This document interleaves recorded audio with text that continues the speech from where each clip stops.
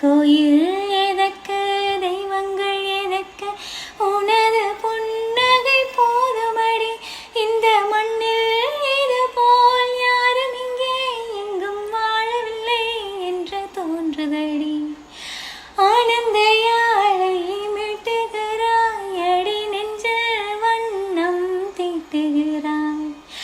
அன்பெனும் கூடையை நீட்டுகிறாய், அதில் 1000 மழை துளி கூட்டுகிறாய்.